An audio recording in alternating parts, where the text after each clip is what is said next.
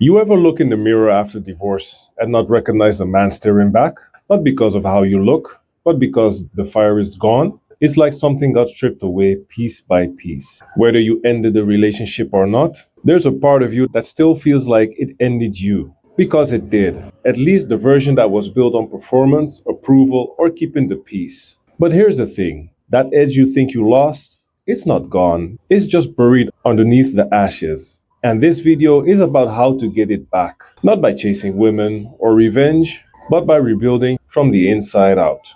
After divorce, most men drift into one of two traps. The first is numbness, shutting down completely, pretending not to care. The second is performing again, chasing distractions, new relationships, gym bodies, anything that feels like momentum. Both are just different ways of avoiding being alone with yourself. And that space, when it's just you, no distractions, well, that's where you start to get your edge back. Your masculine edge was never only about dominance or status, it's about presence. That sense of quiet certainty, the kind that doesn't need to prove anything.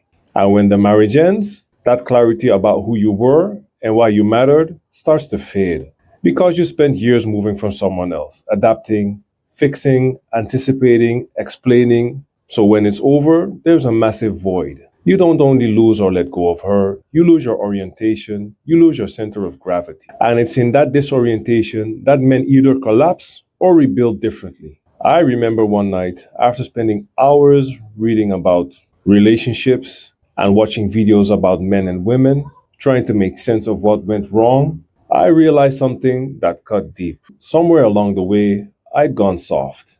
Not weak, just disconnected from myself. Too agreeable, too accommodating, too focused on keeping the peace instead of keeping truth. I had become a version of myself that was safe, but not alive. And I gotta admit, that hit hard. Because deep down, every man knows when he's lost that inner edge, that quiet authority that comes from living in alignment with who he is. That night, I didn't make a plan. I didn't write affirmations. I just sat there in the dark and said out loud, no more pretending. No more trying to prove I'm the good guy. No more guilt for outgrowing something. And no more living as half of the person of who I am. That was the start of the rebuild. Not when I got stronger, but when I got honest. Most men think the masculine edge comes from external things. Money, muscles, women. But the real edge comes from alignment, from knowing who you are and no longer negotiating with that truth. But when you stop performing, your energy changes. You're no longer reacting, you're responding. You're no longer chasing, you're choosing. You're no longer trying to be enough, you just are. That's when people feel something different around you. A calm certainty, an absence of need. And that's what women feel as masculine energy. You can't fake that energy. You either are or you aren't. And the moment you take ownership fully of what happened, whether you ended the relationship or marriage or not, something shifts because blame keeps you powerless. Ownership puts you back in command. When you stop saying, she broke me, and start asking, what did I allow, ignore, or avoid? That's where strength begins. You can't rebuild from bitterness, you rebuild from clarity. But here's what no one tells you. The world doesn't reward calm men at first, it confuses them because most people are addicted to chaos. But stay steady because that's where your edge sharpens. Every quiet decision you make from presence stacks into strength.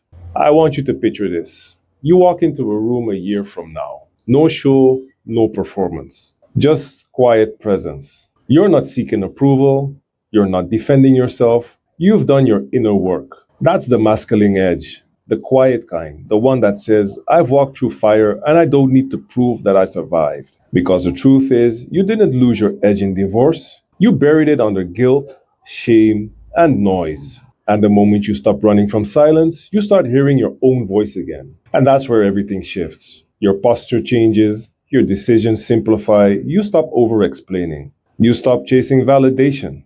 You stop chasing recognition. You stop chasing appreciation. You just breathe and let the noise fade and start trusting your gut again. The people around you, they'll feel it before they even understand it. Women respond to it not because you're trying to attract them, but because your energy is finally clean and grounded. And more men respect it because it's rare. Either way, you feel it because you're finally back in integrity with yourself. That's the real edge. Not performance, but presence. If you're in that hollow phase right now, the silence, the confusion, the numbness, don't drown it out with distractions. Stay with it, even when it's uncomfortable. That's where you start to rebuild your edge. This isn't about becoming the old you again. It's about becoming the man you were always meant to be once all the pretending falls away.